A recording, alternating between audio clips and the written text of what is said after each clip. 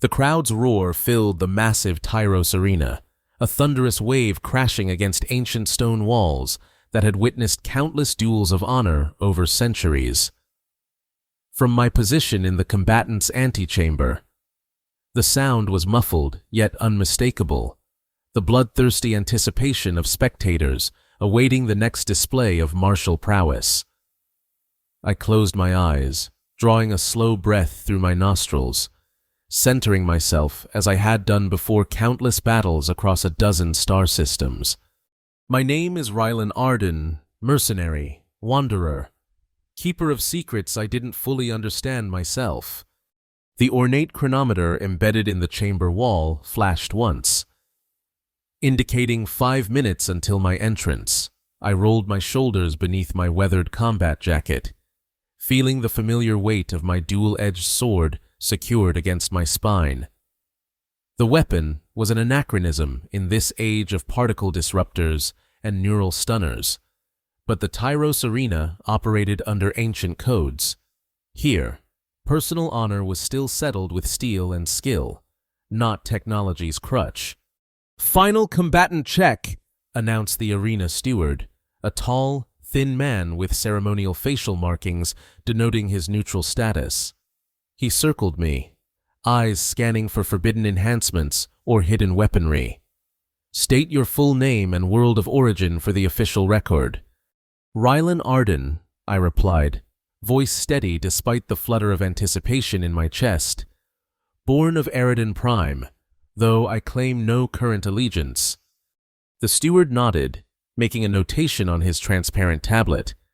"And you understand that this duel, once commenced, continues until surrender, incapacitation, or—" He paused, eyes flickering to mine. "Other conclusion deemed appropriate by the arena masters." I understand. I'd participated in enough of these formalized conflicts to know the protocols and their occasionally fatal outcomes. "Very well." The steward stepped back, his expression impassive. "Your opponent awaits. May honor guide your blade." As he departed, I allowed myself a small smile. Honor had little to do with why I stood in this chamber.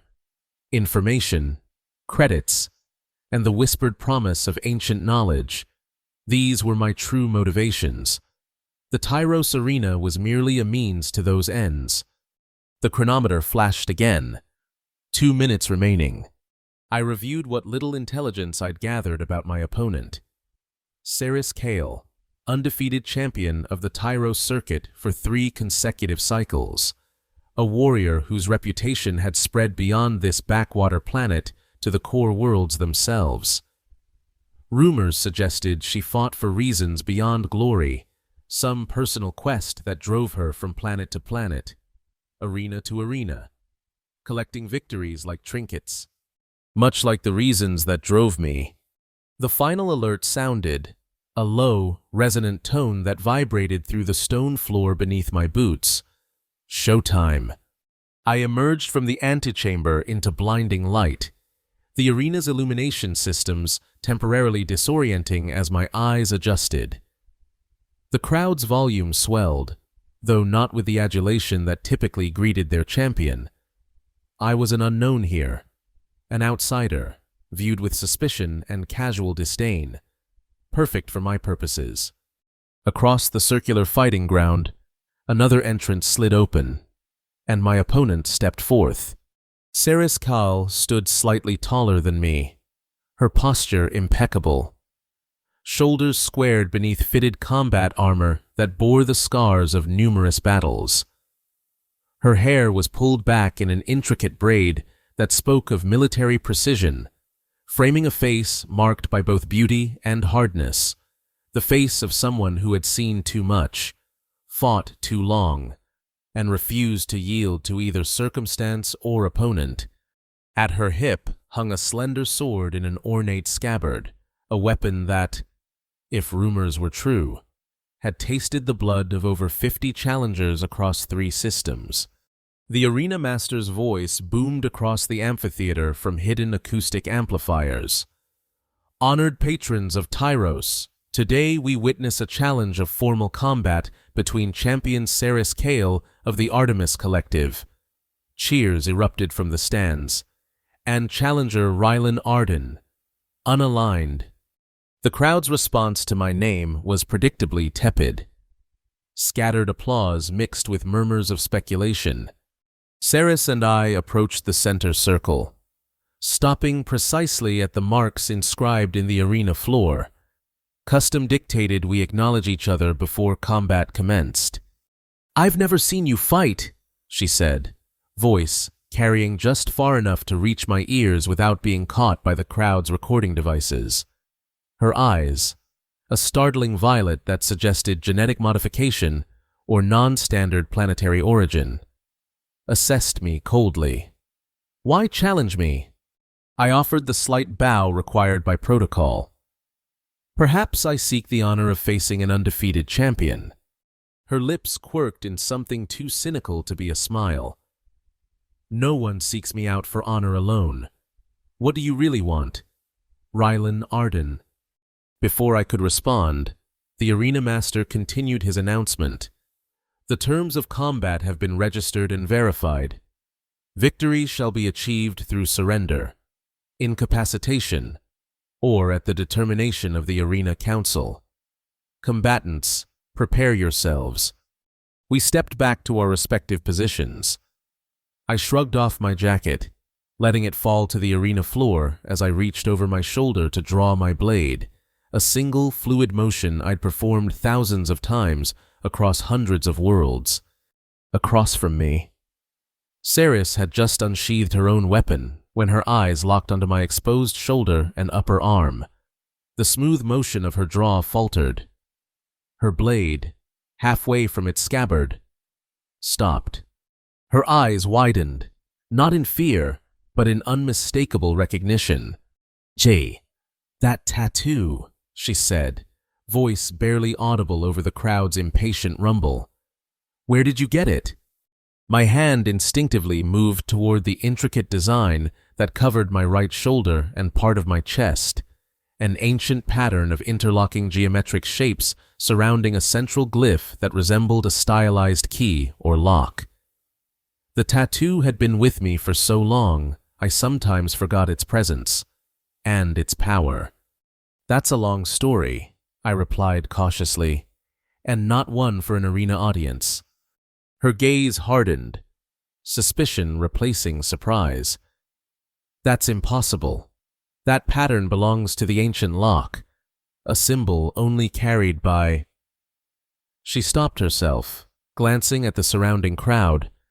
"Perhaps we should discuss this elsewhere," I suggested, suddenly aware that our prolonged conversation was drawing confused murmurs from the spectators. The arena master's voice boomed again.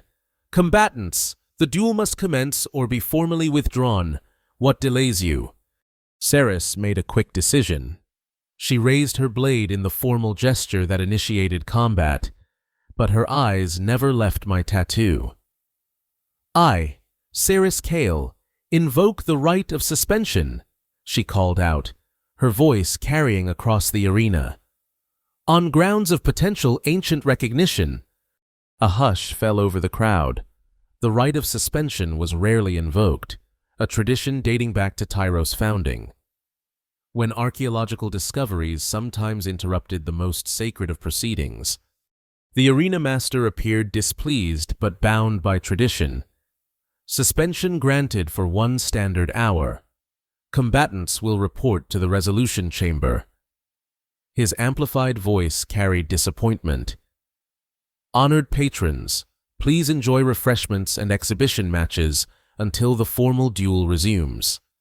As we were escorted from the arena floor through a side passage, Ceres maintained a careful distance, her hand never straying far from her still-drawn blade. "You have exactly 59 minutes to explain how you came by that mark," she said once we were beyond the crowd's hearing. "And I suggest you begin with the truth." The resolution chamber was smaller than I'd expected, a circular room of ancient stone construction, illuminated by modern lighting that seemed out of place against the weathered walls. A table and 2 chairs occupied the center, with various scanning equipment positioned discreetly in the corners, doubtless to ensure neither of us attempted anything dishonorable during our suspension. "Please." Saris gestured to one of the chairs, her tone making it clear this was no courtesy, but a command. "Explain how a wandering mercenary comes to bear the mark of the ancient lock." I sat, keeping my movements deliberate and non-threatening. "I've carried this tattoo for 15 years. It was given to me on a desert world called Koreth by a dying man who claimed to be the last guardian of some forgotten knowledge." Saris remained standing, her posture rigid with suspicion. "Koreth was destroyed in the digital age crisis. No one has set foot on its surface for generations." "Not officially," I corrected. "The radiation levels in the northern hemisphere have subsided enough for brief expeditions. I was there with a salvage crew. Unofficial, of course." "Of course," she echoed, skepticism evident. "And this dying man, he just happened to find you and bestow an ancient, powerful symbol on your skin." I leaned forward, meeting her gaze directly. "He didn't find me. I found him, buried beneath the ruins of what looked like a temple or archive. My crew abandoned me when the radiation storms came early. I took shelter in the ruins and discovered a sealed chamber. Inside was an old man, surrounded by texts and artifacts unlike anything I'd seen before." Saris finally took the seat opposite me, though her hand remained near her weapon. "You expect me to believe you encountered the last guardian of the lock on a routine salvage run? I expect you to believe what you wish." I replied evenly. "But consider this. If I were lying, why would I deliberately expose the tattoo in an arena full of recording devices? I could have kept my jacket on for the entire duel." This gave her pause. "Perhaps you wanted to be discovered." "Perhaps," I offered a small smile. "Or perhaps fate has a sense of irony. Now, since we're exchanging questions, how do you recognize this symbol? The old man told me few living beings would know its significance." Saris studied me for a long moment before speaking. "My family has passed down stories for generations about the ancient lock and its guardians, warriors who carried the knowledge of a technology so powerful it could reshape worlds or destroy them. According to our histories, the guardians were all killed during the digital age crisis when they refused to surrender their knowledge to the corporate collectives. All but one, apparently," I said. "So it would seem." Her eyes narrowed. "Did this guardian explain what the tattoo means? What power it holds?" I shook my head. "He died before telling me everything. He said the tattoo itself was both key and map, that when the time came, I would understand its purpose." I hesitated, then added, "He transferred it through some method I still don't understand, placed his hand on my shoulder, and I felt burning. When I looked again, the pattern was there, and he was dead." Saris fell silent, her expression thoughtful as she processed this information. After several moments, she stood abruptly. "We need to see what's beneath this arena," she announced. Beneath it?" I questioned, rising to my feet. Tyros V was settled specifically because of its connection to the pre-crisis artifacts, she explained, moving toward a section of wall that appeared no different from the rest. The arenas were built over sealed chambers that predated human colonization. If your tattoo is what I think it is, and if you're truly carrying the mark of a guardian. She pressed her palm against a seemingly random stone, which illuminated at her touch. Then we need to know what it's connected to before we resume our duel. The arena masters won't allow us to simply wander off, I pointed out. Saris smiled for the first time, a sharp, predatory expression. Who said anything about asking permission? We have 53 minutes before we're required to return. That should be enough time. The stone wall slid open, revealing a narrow passage that spiraled downward into darkness. "After you, Guardian," she said, the title carrying equal parts respect and suspicion. I hesitated only briefly before stepping into the passage. Whatever game Ceres was playing, it aligned with my true purpose for coming to Tyros, uncovering the secrets behind the tattoo that had altered the course of my life. The passage descended in a tight spiral, the smooth stone steps worn from centuries of use. Modern lighting strips had been affixed to the walls at irregular intervals, providing just enough illumination to prevent a fatal misstep. The air grew cooler as we descended, carrying faint traces of something metallic and unfamiliar. These passages predate the arena by at least 2,000 years. Ceres explained, her voice hushed as though we might disturb something ancient with our presence. When the first settlers arrived on Tyros, they discovered a network of chambers and tunnels beneath the surface, evidence of a civilization far more advanced than our own, yet one that had mysteriously vanished. "The precursors," I murmured, stories of an ancient race that had inhabited countless worlds before humanity's expansion into the stars were common across the galaxy, usually dismissed as myth by serious scholars, yet persistent enough to maintain cultural relevance. "Some call them that," Ceres acknowledged. "Others believe they were simply humans from an earlier cycle of civilization, one that reached technological heights we've only begun to approach again since the crisis." We reached the bottom of the staircase, facing a circular door of what appeared to be solid metal, unmarked except for a single depression in its center, a depression that bore an unsettling resemblance to the central glyph in my tattoo. Ceres gestured towards it. "This is one of 17 sealed doors found beneath Tyros. Despite centuries of effort, no one has managed to open any of them." Her eyes shifted to my shoulder. "Until now. Perhaps." I approached the door cautiously, examining the depression without touching it. "What makes you think my tattoo is the key?" "Legend says the Guardians were marked with patterns that could unlock the ancient vaults, that their very skin carried coded sequences that responded to the door mechanisms." She stepped closer, studying the tattoo with renewed intensity. "The central glyph on your shoulder matches this depression perfectly." "And if you're wrong?" I asked. "If this is some elaborate trap?" Her expression hardened. "Then we both die here, and the arena masters declare our duel concluded by mutual elimination. Either way, I'll have my answer about you." Rylan Arden. I weighed my options quickly.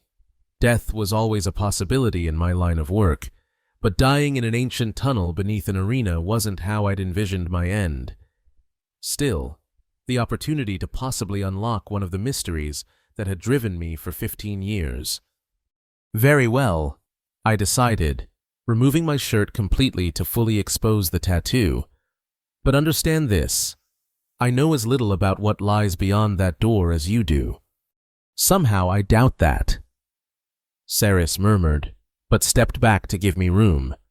I positioned myself before the door, aligning the central glyph of my tattoo with the depression.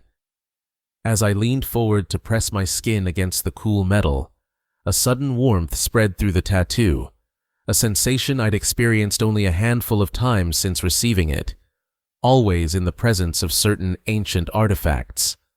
The moment my skin made contact with the door, the tattoo illuminated, lines of blue-white light tracing the pattern across my shoulder and chest.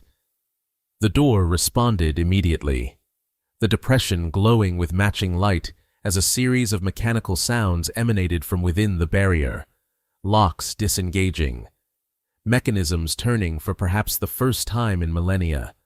Ceres drew a sharp breath as the massive door began to swing inward, revealing a chamber beyond. "It worked," she whispered, something like awe in her voice. "You truly are a guardian, I'm a mercenary who happened upon something I don't understand, I corrected, though the evidence suggested otherwise.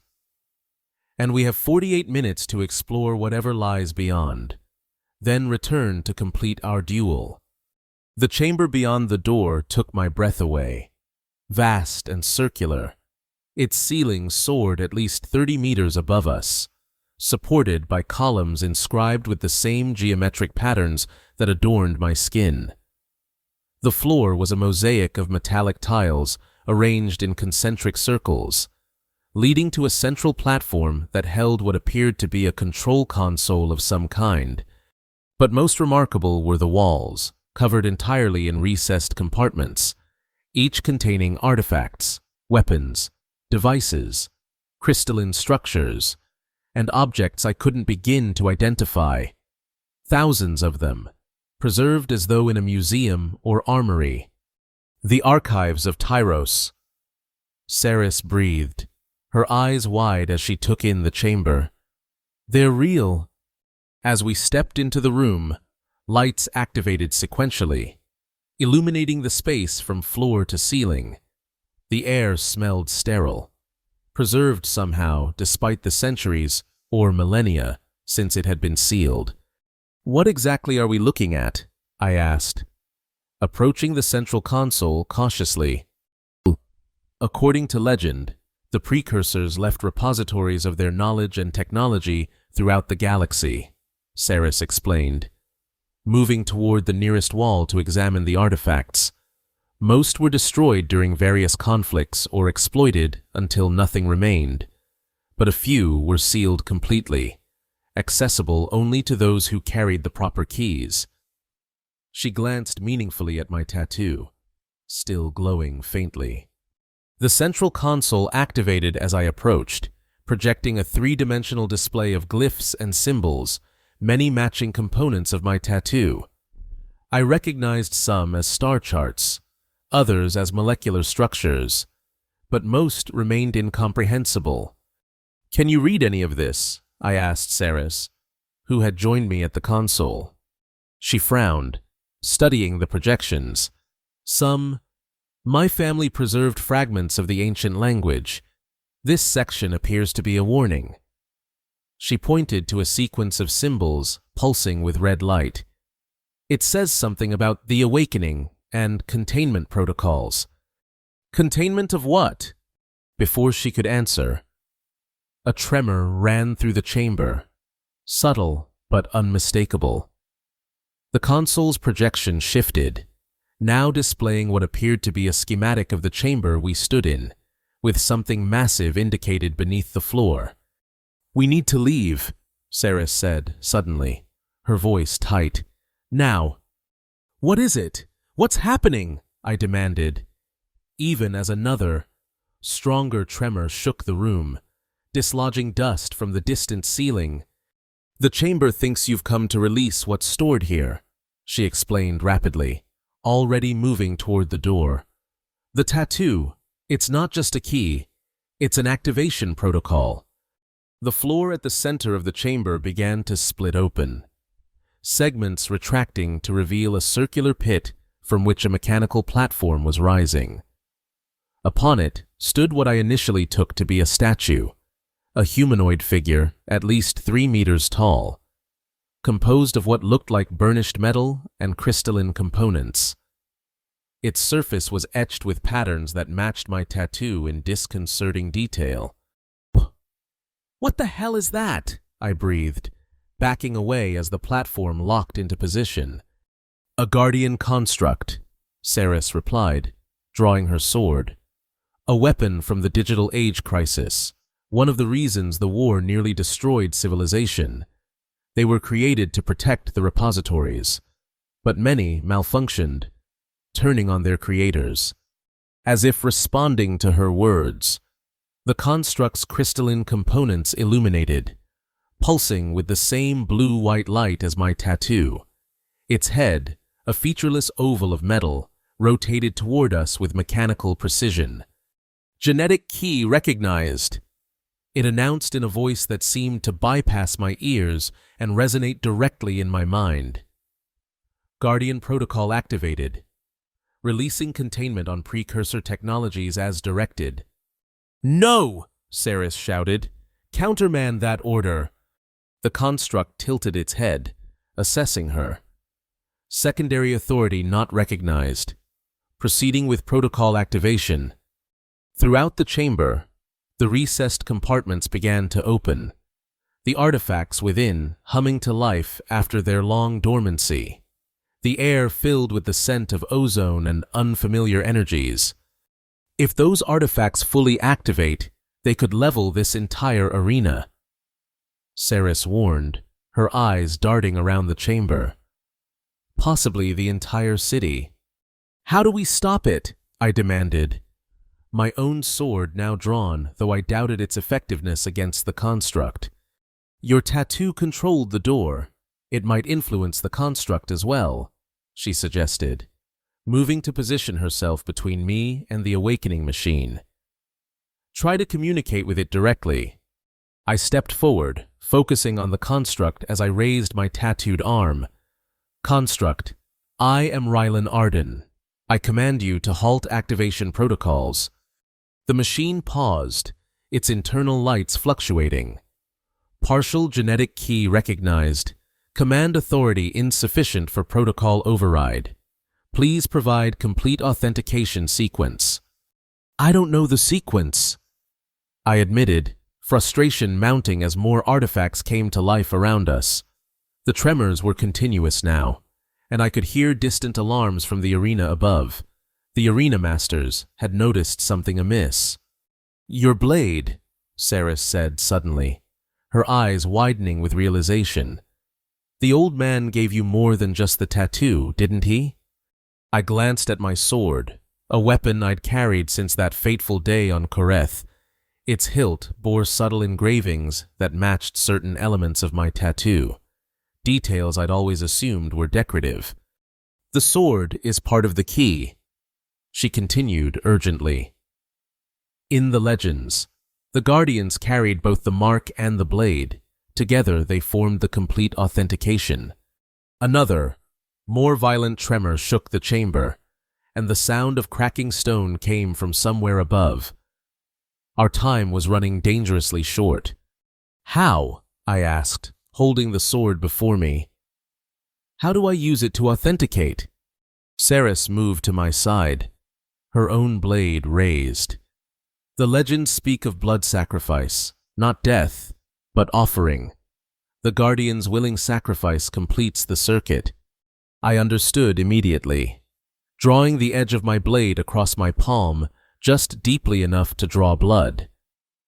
As the crimson liquid made contact with the hilt engravings, they illuminated with the same light as my tattoo. "Construct," I called out, raising the glowing sword. "I offer authentication through blood and blade. Override activation protocol and return all artifacts to containment status." The construct froze, its internal mechanisms whirring as it processed the command. After what seemed an eternity, it responded, "Full authentication recognized. Guardian Rylan Arden confirmed. Awaiting specific directive. Return all artifacts to containment status," I repeated firmly. "Seal this chamber as it was before our arrival." "Compliance," the construct acknowledged. Around the chamber, the activated artifacts powered down, their compartments slowly closing. Chamber resealing protocols initiated. Warning: construct cannot return to dormancy without proper decommissioning sequence. This unit will remain active until properly decommissioned. Ceres and I exchanged glances. "We can't leave an active Guardian construct here," she said. "It could reactivate the artifacts, or worse, if someone else finds this chamber. Then we take it with us." I decided, turning back to the construct. "Construct, you will accompany us to the surface and follow my commands until proper decommissioning can be arranged. Reduce your size for transport, if possible." To my surprise, the construct's form began to shift and compact, its components rearranging until it stood only slightly taller than a human, its bulk significantly reduced. "Mobility configuration achieved," it announced. "This unit will comply with Guardian directives." The chamber door began to close as the containment protocols executed. We hurried through with the construct following, making our way back up the spiral staircase as tremors continued to shake the structure around us. "The arena masters will have questions," Ceres noted as we ascended. "And our duel remains unresolved." "I think we have more pressing concerns than a ceremonial duel," I replied, gesturing to the construct that followed us with mechanical precision. "Perhaps," she conceded. "But the traditions of Tyros must be respected, especially now. The Masters will demand an explanation for the disruption and a conclusion to our combat." We emerged from the hidden passage into the resolution chamber to find 4 arena guards waiting, their weapons drawn. Behind them stood the arena master, his expression a mixture of anger and concern. "What have you done?" he demanded, eyes widening at the sight of the construct. "The entire arena is experiencing structural instability. Patrons are being evacuated." Ceres stepped forward, her bearing regal despite the circumstances. "Arena Master, we have contained a threat that existed beneath your feet for centuries. This construct," she gestured to the mechanical being, "is a guardian of ancient knowledge, awakened by the key that Rylan Arden carries." The arena master's gaze shifted to my still glowing tattoo, then to the construct. Years of tradition warred with the unprecedented situation before him. "The duel must still be resolved," he finally stated, falling back on protocol in the face of uncertainty. "It is the law of Tyros." "Then let us resolve it," I said, an idea forming, not with combat, but with ceremony. "Explain," the arena master demanded. "The legends say that when guardians meet, they may share the burden of protection through ritual combat, not to harm, but to bond their purposes." I improvised, glancing at Ceres to see if she would play along. Her slight nod indicated understanding. "A ritual of shared guardianship," she elaborated. "Rare, but recorded in the oldest texts. It would satisfy the requirements of formal combat while acknowledging the greater duty we now share." The arena master deliberated, clearly reluctant to break with tradition, but equally unwilling to interfere with matters involving ancient technologies he didn't understand. "Very well," he conceded. "The duel will conclude with this ritual. Return to the arena floor and complete it before the assembled witnesses who remain." As we prepared to return to the arena, Ceres moved close enough to whisper, "There is no such ritual in any text I know of." "There is now," I replied with a small smile. "Sometimes tradition needs a little revision." The arena had been partially evacuated, but thousands of spectators remained, their earlier bloodlust replaced by confused curiosity as Ceres and I took our positions in the center circle once more. The construct stood at the edge of the arena, its presence causing considerable murmuring among the crowd. The arena master's voice echoed across the space.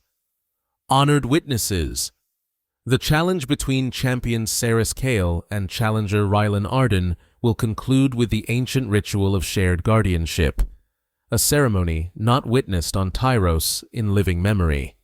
Ceres and I faced each other, swords drawn but held vertically in the ceremonial position rather than in combat stance.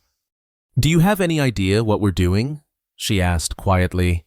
"Making it up as we go," I admitted, but the tattoo and blade seemed to respond to blood and intent. "Follow my lead." I raised my sword, still faintly illuminated from our encounter in the chamber, and touched its flat against my tattooed shoulder. The glow intensified immediately. "I, Rylan Arden, acknowledge Ceres Kale as equal in the duty of guardianship," I proclaimed. loud enough for the arena's acoustic systems to carry my voice to the audience. Let our purposes be joined in protection of the ancient knowledge. Ceres mirrored my action, touching her blade to her own shoulder. Ceres Kale, acknowledge Rylan Arden as equal in the duty of guardianship. Let our combat be transformed into alliance for the greater preservation. As rehearsed in countless dueling rituals, we crossed our blades between us, but unlike a traditional salute.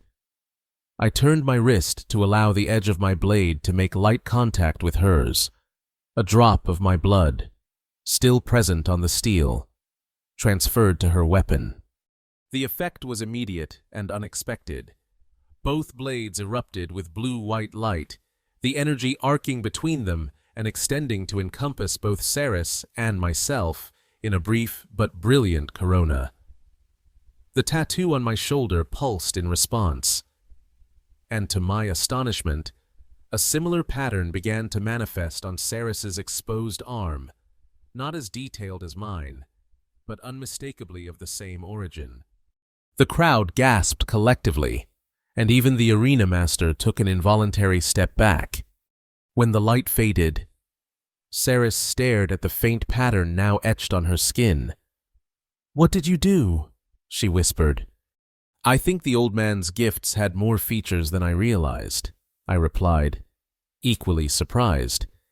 "It appears you're now part of whatever this is." Before further discussion could occur, the construct approached, moving to stand equidistant between us. It spoke, its voice now projecting physically rather than mentally. "Dual guardianship acknowledged, protocol updated. This unit now recognizes both authorized commanders." The arena master, recovering his composure, raised his staff. "The ritual is complete. By the ancient laws of Tyros, this duel is resolved not in victory or defeat, but in sacred alliance. Champion Ceres Kale and Guardian Rylan Arden are henceforth recognized as oath-bound protectors under Tyros tradition." The crowd's response was subdued at first. This was hardly the bloody spectacle they had anticipated.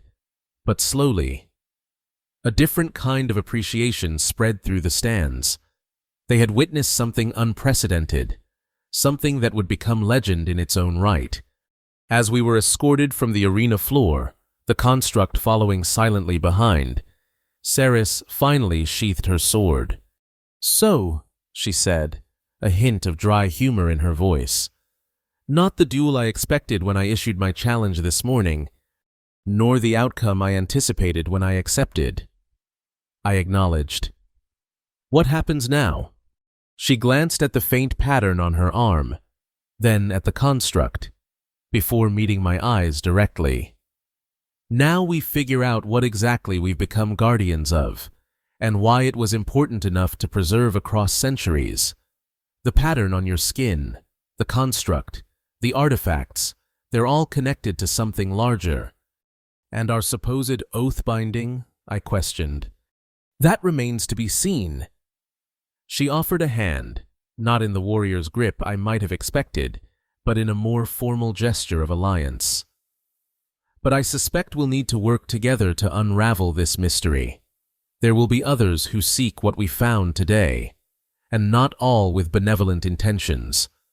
I accepted her hand, feeling a faint resonance between our newly connected marks. "Then I suppose our duel has merely transformed into a different kind of challenge." "Indeed." Her smile held both wariness and anticipation, "and this one may not be resolved quite so easily." As we departed the arena, the construct following like a silent sentinel, I reflected on how dramatically my purpose had shifted in the span of a few hours. I had come seeking information about my mysterious tattoo, and found instead a partnership, a legacy, and a burden I didn't yet fully understand. The ancient technologies sealed beneath Tyros were just the beginning. Somewhere across the stars, other repositories waited. And now, for better or worse, Ceres and I were bound to their protection. What had begun as a duel of honor had become something far more significant, a duel with destiny itself. The streets of Tyros City were unusually quiet as we made our way from the arena complex, our unlikely trio drawing curious glances from passers-by.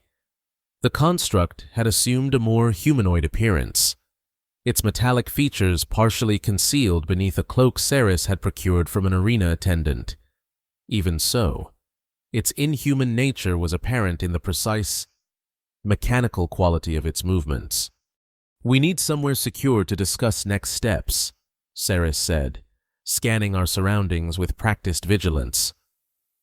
"Word of what happened in the arena will spread quickly, and there are organizations across the galaxy that would kill for what we've discovered. My ship is docked at the commercial port," I offered. "Secure, self-contained, and ready for departure if necessary." She nodded approval. "Good thinking. We should leave Tyros as soon as possible. The arena masters may have accepted our improvised ritual, but the planetary authorities will have questions once they learn about the construct." "Confirmed," the construct interjected, its synthesized voice pitched low. "This unit detects increasing communication traffic regarding anomalous energy signatures at the arena. Local security forces have been mobilized." "How exactly do you know that?" I asked, surprised by this previously undisclosed capability. "This unit maintains constant awareness of communication frequencies as part of standard Guardian protocols." It explained. "Warning. Approaching security patrol, northeast quadrant. Estimated intercept in 43 seconds. Ceres reacted immediately, guiding us into a narrow alley between towering structures of ancient stone and modern composite materials. "This way," she instructed, moving with the confidence of someone intimately familiar with the city's layout. "The commercial port can be reached through the maintenance tunnels." "You seem to know Tyros well for a visiting champion," I observed as we navigated the shadowed passage. "I've fought in the arena 7 times over the past 3 years. She replied, "And I make it a point to know every escape route from any world I visit." She paused at a junction, checking for pursuit before continuing. "A habit that's kept me alive during my search." "Your search for what, exactly?" I pressed, sensing an opportunity to learn more about my unexpected ally. She glanced back, violet eyes assessing me briefly before she answered. "The same thing you've been searching for since you received that tattoo on Korith. Answers about the Guardians and the technology they protected." "You knew about the Guardians before today." I realized. "That's why you recognized my tattoo immediately." "My family has served as keepers of the old knowledge for generations," she explained as we reached a nondescript access panel set into the alley wall. "After the digital age crisis, when most records were destroyed or corrupted, certain families preserved what they could. Mine maintained the histories of the Guardians and their mission." She placed her palm against the panel, which scanned her newly acquired mark and slid open with a hydraulic hiss, revealing a maintenance tunnel beyond. "The pattern recognized your partial mark." I noted with surprise. These tunnels were constructed during the early colonization of Tyros.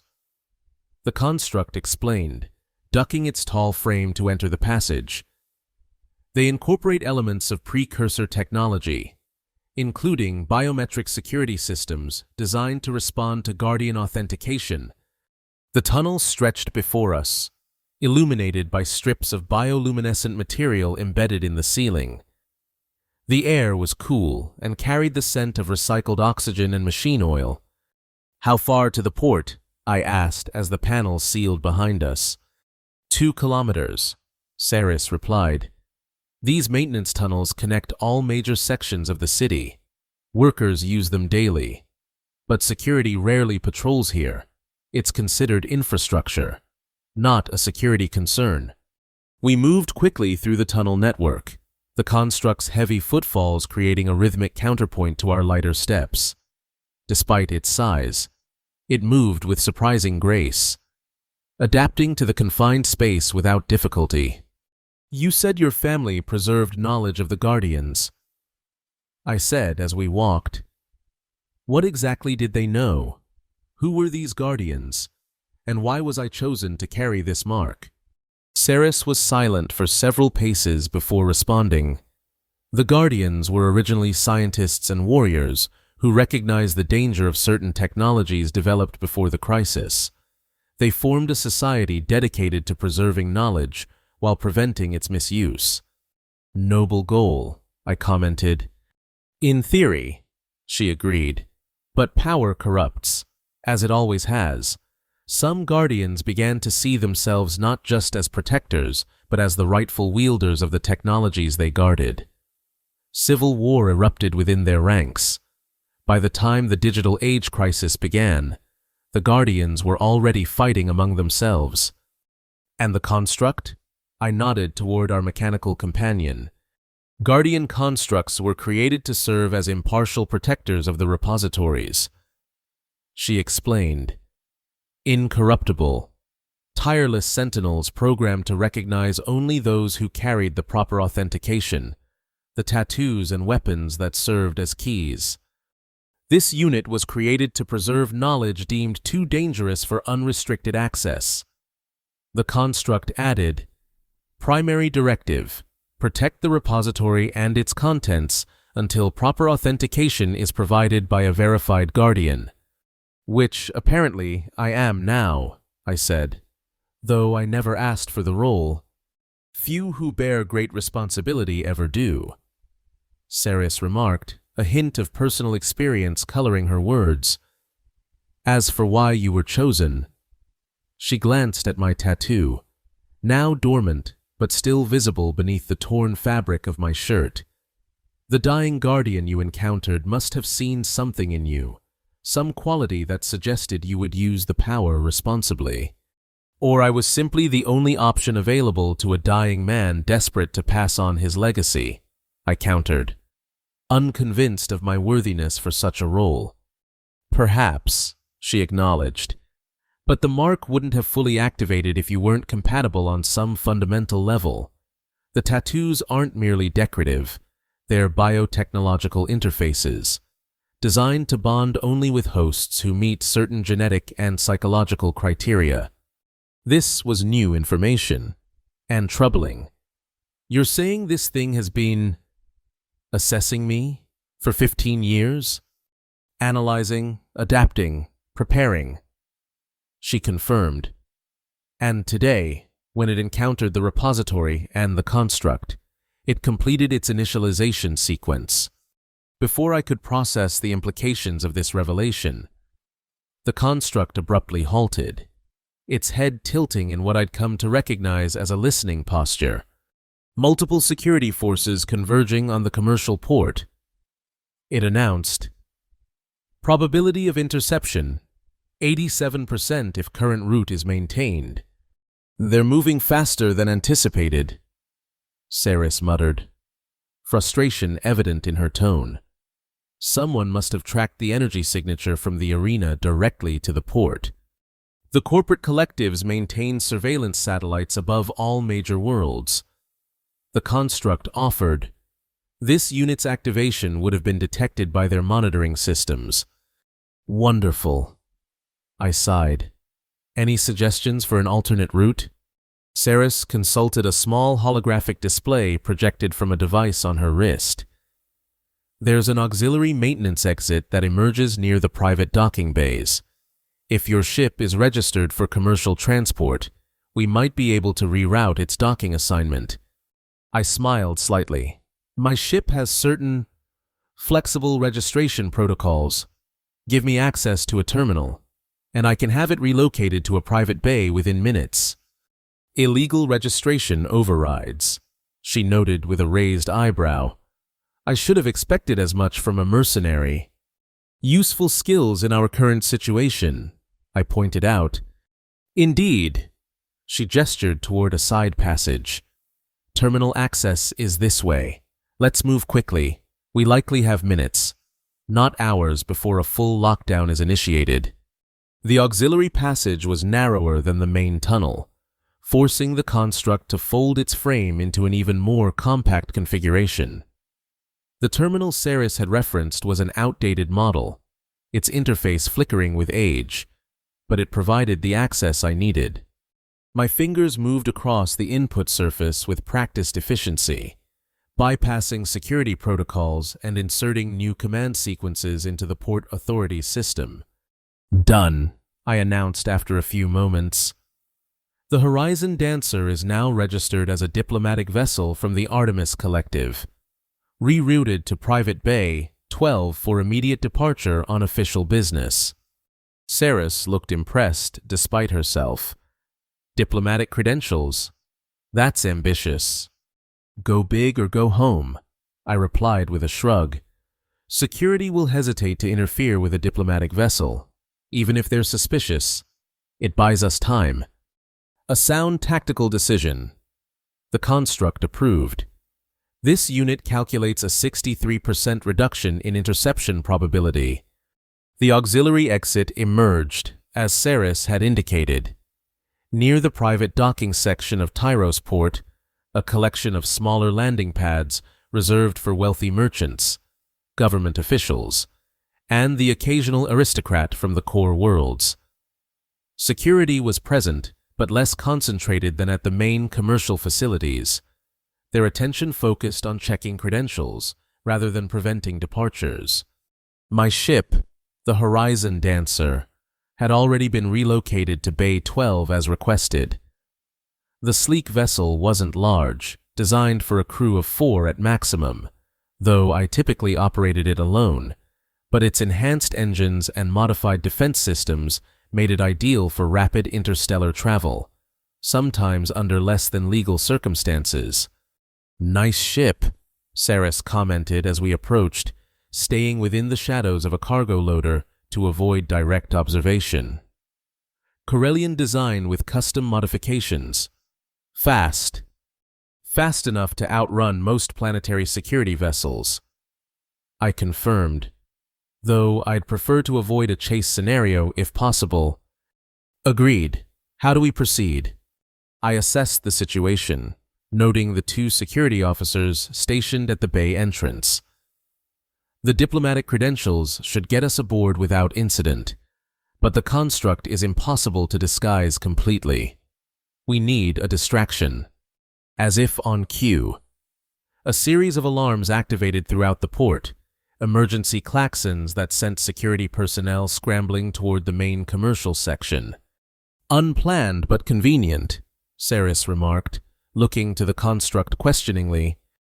This unit took the liberty of initiating a Level 3 security alert in the commercial sector. It explained. No permanent damage was caused, but all available personnel will be occupied for approximately 12 minutes. I stared at the machine in surprise. You can just hack into planetary security systems? This unit possesses advanced interface capabilities designed to ensure mission success. It replied, its tone suggesting this should have been obvious. Remind me to discuss the concept of consultation before action later. I muttered, though I couldn't deny the effectiveness of the intervention. For now, let's move while we have the chance.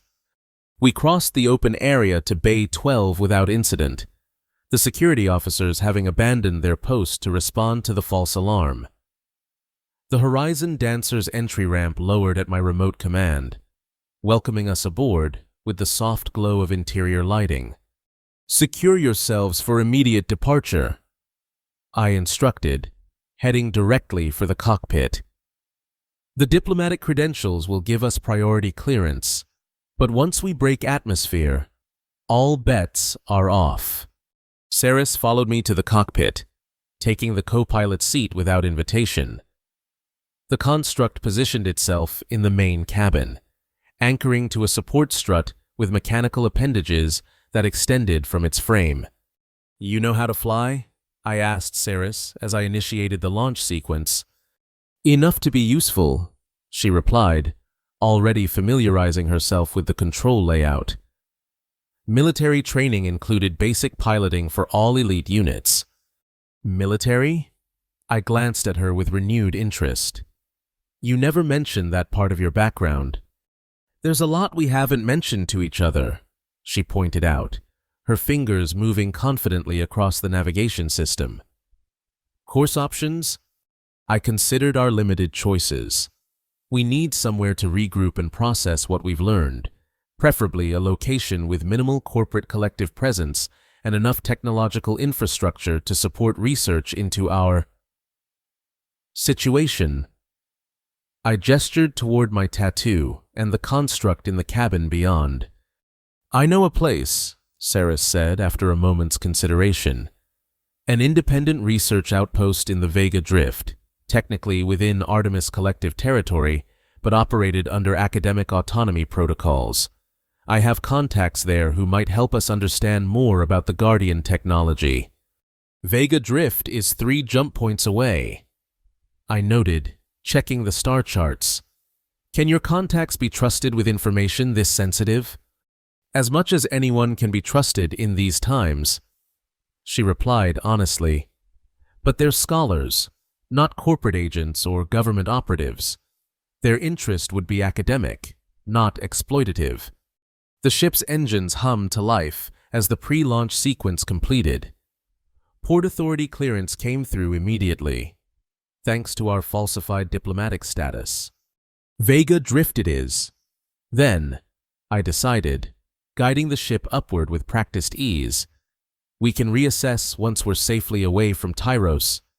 The Horizon Dancer rose smoothly from the landing pad, accelerating through Tyros's atmosphere with minimal turbulence. The planetary security vessels remained focused on the commercial port, thanks to the construct's diversion, allowing us to achieve orbit without pursuit. As we prepared for their first jump to hyperspace, Saris turned to face me fully, her expression serious. You should know, she said, that once we reach Vega Drift, there's no turning back. What we've uncovered today, what we've become, will make us targets for powers across the galaxy. The corporate collectives, the military consortiums, independent operators, all would kill to possess what we now protect. I've been a target before, I replied, initiating the hyperspace calculations, though usually for less profound reasons than ancient alien technology. This is different, she insisted. The tattoo, the construct, the knowledge they protect, these aren't just valuable artifacts or trade secrets. They're potentially civilization-altering technologies, and we're now their designated guardians, whether we asked for the role or not. I met her gaze steadily. Then I suppose we'd better figure out exactly what we're guarding, and why it matters so much. Indeed. She settled back in her seat as the stars outside began to elongate, signaling our imminent jump to hyperspace. Though I suspect we already know the answer to why. Power. The kind of power that started the digital age crisis and nearly ended humanity, and now preserved in repositories across the galaxy, waiting for the right or wrong people to unlock them. I concluded. The stars stretched into brilliant lines as the Horizon Dancer made the jump to hyperspace, carrying us away from Tyros and toward an uncertain future. What had begun as a simple duel in an ancient arena had evolved into something far more complex, a responsibility neither of us had sought, but both now bore. The construct's voice carried from the main cabin. A course to Vega Drift, confirmed. Estimated arrival, 27 hours, 16 minutes. This unit recommends using this time to initiate Guardian orientation protocols. Saris and I exchanged glances, part weariness, part determination. Guardian orientation? I echoed. This unit possesses comprehensive data on Guardian responsibilities, repository locations, and threat assessment protocols. As newly authenticated Guardians, You require this information to fulfill your functions effectively. I suppose that's one way to pass the time in hyperspace, I remarked dryly. Better than contemplating how many powerful entities might already be hunting us. Saris agreed with equal irony. As the blue-white swirl of hyperspace enveloped the ship, I reflected on how completely my life had changed in the span of a day. I had entered the Tyros arena seeking information about a mysterious tattoo and emerged as something ancient texts called a guardian, protector of technologies so powerful they had been hidden away for centuries. And beside me sat a woman who had challenged me to a duel of honor, only to become bound to the same duty through an improvised ritual neither of us fully understood.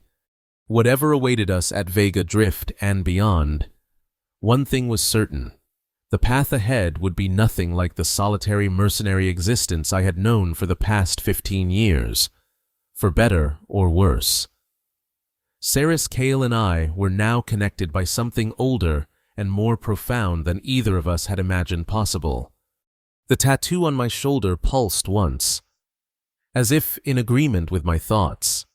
Its pattern momentarily illuminated before fading once more into dormancy, waiting, like the repositories it unlocked, for the moment when its full power would again be needed. And somehow, I suspected that moment would come sooner rather than later.